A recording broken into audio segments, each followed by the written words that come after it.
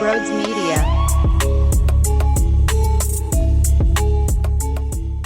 What is going on, everybody? Welcome on into Sports Talk with Broads. Before we dive into the action that happened at the Wells Fargo Center, the Ducks came into your building and flapped you. Does that make sense? I have no idea. I wrote that as the headline here. Ducks flapped in Philly.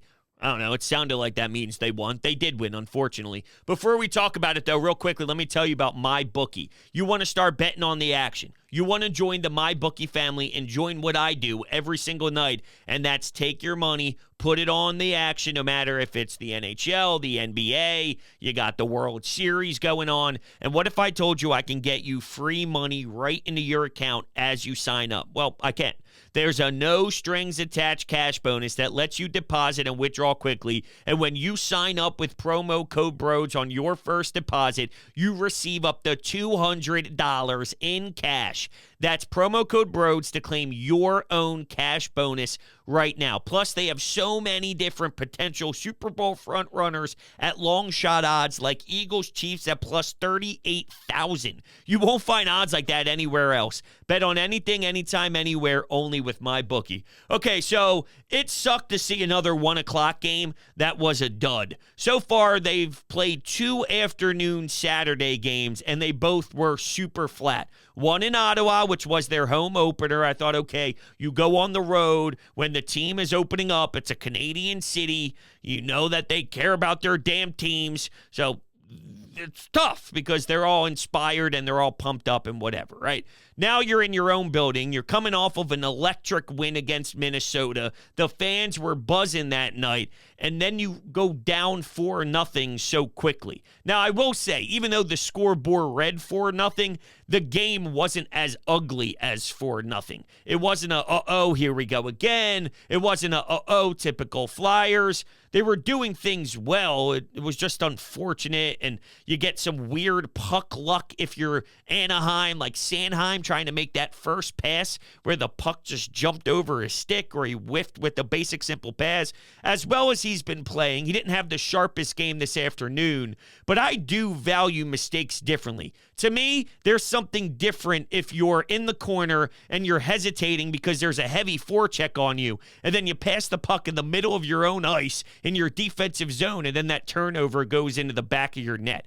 That's a wow, the pace of the game got to you, and because the other team was doing certain things on the forecheck, you screwed up. That's way worse than a puck bouncing over your stick or the puck just having an awful moment for you. That's different. That stuff happens. You have to put it behind you quickly, and Sanheim did have a different turnover in the game that was eye-popping. But I'm just not going to crush him as much as everyone else. That's my point of, even though it's 4-0, they had the weird goal that was called no goal on the ice. Then they go to the replay. They overturn it. And while I think I'm 98% sure the replay showed it hit the netting, even if it's 98%, there's 2% of me that questioned it. And because the ice, or the call on the ice, it was no goal, there's no way. Even if 99% of me thought it was a goal, that 1%, there is doubt. And if there's any doubt whatsoever, it needs to stay as the original call. So I thought they screwed that up. Ersson was not good, and he hasn't been good in his first couple of games so far this season.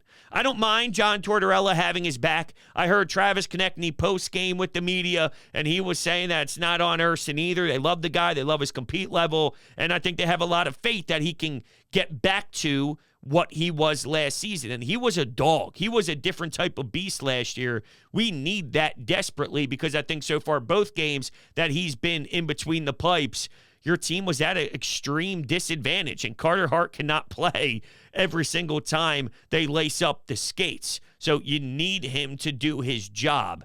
He failed you today, and it seemed like whenever the Flyers had the response and made a 4-0 lead for the Anaheim Ducks, a 4-2 lead with the blink of an eye, well, now you're down 3 again. Whenever they made that said push, well, then there was the automatic Duck score. You can't make up ground like that. It's impossible. Where they lost it was after the quick 2 goals. And I thought that there were some great sequences Owen Tippett's pass to Cam Atkinson was gross. That was so filthy. The way he moved that to his backhand and put it cross crease, so sexy. And then I love the pass by Walker to Konechny. But what impressed me the most was realizing how difficult it is to one-time that shot if you're TK on your forehand, stepping into it. The one-touch, one-timer on his forehand like that, that pass was hard, okay? It wasn't soft and softly placed where he can step into it with time and space and really launch it. That was a rocket, and that pass needed to be hard to even make it through some of the back checkers and some of the Ducks that were getting back into the play. But for him to step into it like that is extremely hard to do. And where he placed it in the net, too, that is elite goal scoring. That's elite of the elite. And now he's sitting at 8 goals on the season. At the time of the game, I'm looking at the NHL stat leaders, and you go to Detroit, and DeBrincat has 9. So he's up there with the top goal scorers in the league right now to start off this campaign. He's sniping more than he's ever sniped before, and it's crazy unbelievable. I will not forget how crazy that goal was today and where he placed it. Ew, ew, ew. And it just sucks that after they score 2 goals like that, it didn't really result in what I wanted it to be. I wanted an epic comeback. You win 5-4. You go down 4-0. Maybe you score on the power play. Now, they had a couple power plays I liked. They had one where the other team scored shorthanded, which was annoying. But I also saw when they were on the penalty kill, Travis Konechny, who I just gave a ton of praise to, looked like he saw a chance to go up ice, and there was a turnover. I guess when you're down, though, you have to force certain things. It's similar to when you're a defenseman, and it's the third period with a couple minutes to go, and you're down a goal, and you want to try and keep the puck in the zone, so you're told to pinch, and maybe the third winger or the third forward high can hold their ground and have support and take your space as you take the half wall and try and pinch. You have to kind of apply that pressure because you're down. I don't really knock TK for attempting it there, and if we're going to praise them for what they did in Dallas, you got to recognize that, well, their reason, the reason and their ability to get up ice and create scoring opportunities when shorthanded is because they take risks like that. It didn't work in today's effort. It's worked in the past. If we're going to love it when they do it 3 times in Dallas, we got to recognize sometimes it might backfire. It did in this one. And TK was extremely hard on himself, really focusing on how he thought he screwed up there and let his team down while he's scoring 8 goals to start the season. Don't worry, TK, you're doing just fine. There were a couple power plays, though. One they scored off of. Bobby Brink had a couple of assists, but it was good puck movement from the wall to down below the goal line to right in front of the crease, and the puck's moving quickly on your stick, off your stick, and really opening up some lanes there to fire it. So you saw that. I even saw a good sequence earlier in the game that they didn't score on, but it was just constant pressure, constant shots on net, going from low to high, using your defenseman, walking the line, and then putting pucks on net, looking for some rebound. I saw a good far pad opportunity coming down the right side of the wall. So it wasn't all bad, and it wasn't as bad as I think the score dictates. Your goalie really struggled for you, and you just can't keep up that type of pace. Asking the Flyers to score 7 goals. They had to score 8 goals to win this hockey game. That's just not going to happen. It's just not going to happen. But if they respond on Monday night with the home game against Carolina, I will be extremely happy. And you should go to the game. That's right. And I will give you money to go to the game. That's right. You can utilize TickPick and their promo code BROADS for $10 off for your purchase when spending over at least $100. And if you click the link down below in the description, it will take you right there. It is the best and cleanest app to use to buy your tickets. And where did I put my phone? Oh, here it is over here. Because I want to express to you how great their best price guarantee is. Their ticket prices will beat any of the major competing marketplaces, and they're so confident that they guarantee it. If you find the same seats elsewhere at a better price than TickPick, which you won't, that they will give you 110% of the price difference in the form of TickPick TickPick credit. And they also have upfront pricing. So no more doing the math in your head to prepare for how much extra you plan on spending on top of the listed price on other sites, because the price you see on TickPick is the price you'll pay at checkout, period. So make sure you get yourself to a game. This team is extremely fun. They're a blast. I know they had a stinker today, but they still play the right brand, and they never gave up. And I will give them credit here. They constantly kept coming in waves, and Bobby Brink picks up an assist, 2 total, but I'm just saying later on in the game, Joel Farabee nets one, so he keeps his point streak up. He's been producing for you lately, and that's massive considering he's coming off the season that he had last year. There was a potential injury scare, and I know it looked a lot worse at the initial time when Sean Couturier got hit up in the ear and he got hit up by the helmet. The way his body language was skating to the bench, it looked like something was wrong with his back. And I don't blame JJ for thinking that initially and saying that on the broadcast, because that's exactly what it looked like. Then he's sitting at the edge of the bench, and you go, please, no, you got to be kidding me. Until finally we got the camera to pan over him, and he was playing with the side of his ears. I had my heart sink into my chest. That was a scary sign for him, because another one of those, and the narrative changes really, really heavily. You want to talk face-offs? We could talk face-offs. I don't think it's a bad thing to talk face-offs. But I do want to go to the Anytime Hotline. That's what I want to do and hear from fans, because they're going to have games like this.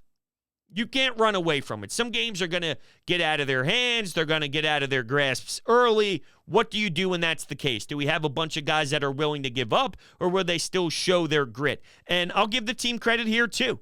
In the earlier sections of the game, Deslauriers's out there, and they drop the mitts, so he's willing to try and inspire the boys and get some life in the building that way. Even after the whistles are done, Travis Konechny's cross-checking a few people. They were willing to muck it up to gain some sort of momentum. All right, we got to get some life here, fellas. What do we do? All right, let's get chippy. Let's throw some jabs. Let's throw some little rabbit punches in the smelly glove. Give them the glove into the face and rub that nasty palm up their nostrils. Let's get them all pissed off and see if we can rise to that and match the intensity. And unfortunately, when so many goals started to go in, that did spiral out and it fizzled.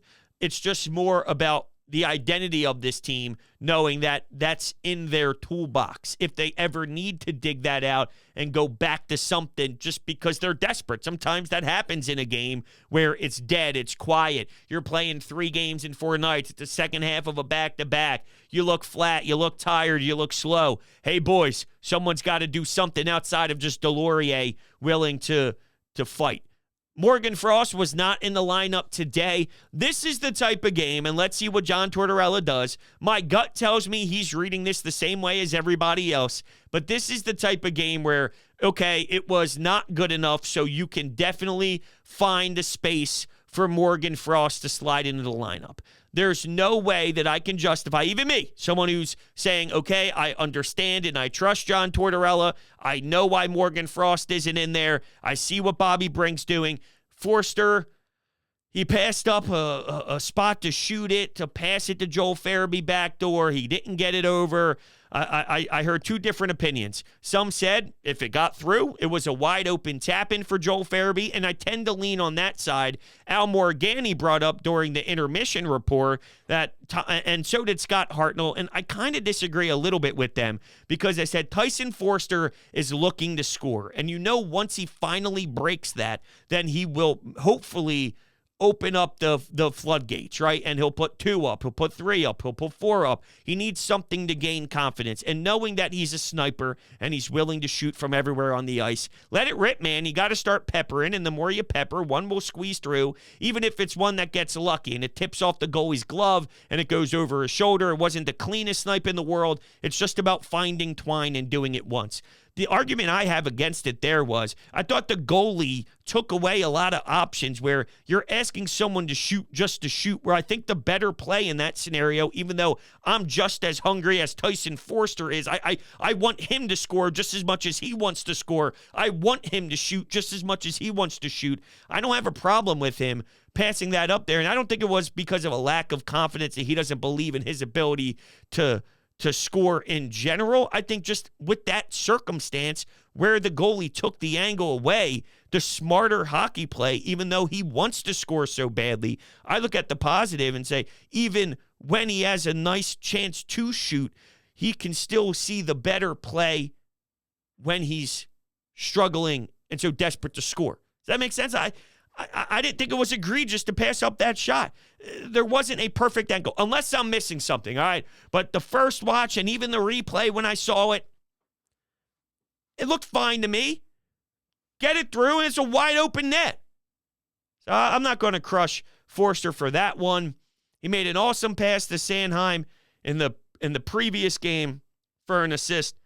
But today was so blah that you could put Morgan Frost in there, and this makes sense for it. I did it in or out on Twitter, and I said Morgan Frost should be in the lineup. 54% of the votes said yes.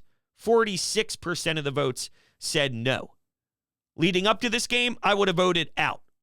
Or in and out, not yes or no, but in or out. I would have voted out, which is essentially no, he should not be in the lineup. Now, though, on Monday, I think it's time to filter that in because at some point he's got to get back out there. At some point. All right. Take a call, read some texts. Let's do it. Hey, bros. New time listener here, Charlie. I just wanted to say Ersson looked horrible in that. The third goal was embarrassing. I just want to hear your thoughts on what the Flyers should do with him going forward because compared to Carter Hart, he was atrocious. Then otherwise, I mean, they scored 4 goals. The team looked really good, but the goaltending and defense overall was bad. So I just want to hear what your thoughts are. I think he just needs to play better. I know that there are some out there that think he needs to get sent down to Lehigh and then he can play more there. And when he plays more, maybe he'll feel better about his overall game. It seems to me, and I know no one's going to throw anybody under the bus and look at their teammates and start ripping them to the media with a bunch of microphones in their face. I do believe when Tortorella and Konechny say that they have the utmost faith in this guy and he's an ultimate competitor, I think they see something that we don't from a teammate perspective, what he's doing in practice, how he handled training camp, just his approach, and maybe even diving back to what he did last year, recognizing that we already saw him do spectacular things. That didn't just go away. Okay, maybe not the strongest start to the season from an individual standpoint, but we know what he's capable of. He's one of our guys, and we'll ride with him fully. I know they have faith in there. I don't think it's just player speak. I don't think it's the whole Zach Wilson, Robert Saleh, New York Jets. We don't want to crumble his confidence and he can't handle any constructive criticism. No, I think Torts means what he says. I think TK means what he says. Nobody's denying his outings. Nobody's saying what he's doing is good enough, but they are willing to say the more time he gets, he'll improve. And he was the first to put his hand up and acknowledge that that was on me. And I think that goes a long way for the room as well, where he's the first one to go, I wasn't good enough. I know I'm not getting a lot of time, but my job is to be prepared to get the starts when Carter Hart is not going, when he's not putting the pads on. It's my job. So if it's very often, not very often, and it's sporadic, well, that's my time. The first 2 games have stunk. And I appreciate the call, Charlie. What do you do with it? I'm not willing to give up yet. I mean, I'm definitely disappointed because he was great last year. He was performing so well that there were debates on how great is he? Could he ever really be a starter? If Danny B is willing to trade Carter Hart, because that was the drama during the offseason. Can Ersson be the guy? He can get there. It's just been a rough start. So short leash. This is what you have right now. What I have right now, though, thank the Lord, because it has saved my life, is HelloFresh. And I know a crazy schedule can make it easy to fall back into a dinner time recipe rut. So keep mealtime exciting with over 40 recipes to choose from every single week. So there's always something delicious to discover with HelloFresh. HelloFresh does all the shopping and meal planning for you. So the ingredients show up right at your door, and they are pre-portioned and ready to cook, along with pictured step-by-step recipe cards. How easy is that? They're also 25% less expensive than anything you buy takeout-wise. So that means you can get an easy home-cooked meal on the table and more money back in your pocket. It takes about 5 minutes to prep your food, 15 minutes to cook, and 20 minutes you're sitting down and you got yourself an awesome flatbread. You got yourself some fantastic pasta. You got yourself something great like a zucchini boat with peppers, onions. Dude, I love it. I'm obsessed with it. I cook it every night. Go to HelloFresh.com/50broads and use 50broads for 50% off plus free shipping. That's promo code 50broads for 50% off plus free shipping. HelloFresh is America's #1 meal kit. All right, we will jot down, read a couple texts that were jotted at the text board. Jotted? Well, I don't know what the usage of jotted was during that sentence. Jordan says, can Tortorella please play Morgan Frost? Isn't it bad timing? Or isn't it a bad thing he's scratched for 6 games? Excuse me. Let me reread that. I just choked on nothing. Okay. Isn't it a bad thing he's scratched for 6 games while trying to get the best out of him? Why can't we break up the 4th line? I don't get it. Isn't it about the youth movement? I'm okay with the 4th line right now. Doesn't mean I'm married to it forever. Doesn't mean nothing will ever change. You get all these advanced analytics. Oh, the 4th line stinks. They don't produce. They don't do that. Well, right now, I like what they provided. Screw certain analytics. Screw Corsi. Screw this. Screw that. I don't think Corsi was the one I saw, but it was one of those dumbass charts where it gives you the grades based off of the charts, and they have their stupid diagrams, tells you about their 4th line. I think their 4th line has been fine for the most part, and they give you something different. They give you a 4th line filled with veterans and toughness. While there's a lot of young kids out there, I got no problem with that. I don't think it suits Morgan Frost well. Not that sitting in the stands is anything great either, but if you told me Morgan Frost sits out a few games and then eventually pops back in the lineup, but when he's in the lineup, he's playing at least on the top 3 lines, I think that sets him up better than playing on the 4th line and playing more often. I think that gives him an advantage to utilize his skill set more instead of being essentially an inning eater, because that's what you are as a 4th line guy. You're a minute eater. Don't get scored on. Play simplistic hockey. Go forecheck, grind in the corners. Go eat 45 to 50 seconds so then some of your top 6 forwards can get some rest and be ready to go the next time they go out there. Is that what Morgan Frost should be? Or if you want to find out what he is in this youth movement, as you call it, and that is exactly what it is, well, then let him play on the 3rd line and be a center there or something along those lines. I got no problem with that. I think that's probably smarter. I just don't have the same passion about Morgan Frost needing to be in. Morgan Frost got here in what year? I'm not trying to be mean because everybody has different growing pains. Everybody's journey is different. Some guys walk into the league and dominate right away. Some guys need 4 years in minors. Some guys need 2 years in minors. Some guys come out of nowhere. Like, it's just so damn random. But Morgan Frost's first year, he played 20 games in 2019, 2020. 20 games, 7 points. But anyway, regardless, we're about to roll into 2024 here. This is his 5th season in the NHL. 19 goals is nothing to sniff at. It's nice. It is. Being a 20-goal scorer in the National Hockey League is a nice number. He had 19 last year. But that stands out a lot more than anything else. And we're now in year 5. I just think by year 5 of playing National Hockey League hockey, not that everything's been perfect for him, but it's not perfect for anybody. How do you handle those tougher spots? Oh, he hasn't He hasn't done it for me over the 5 years. All right. Sean, not the Sean that always calls in here, different Sean, texts in and says, Broads, they have a backup goalie problem. That's it. That's my text. Right now, it's not pretty. That's how I feel about the backup goalie. Right now, it's not pretty. We'll see if they eventually get there with him or if it's from somebody else. All right, everybody, those are my Flyers thoughts. I love you guys to death.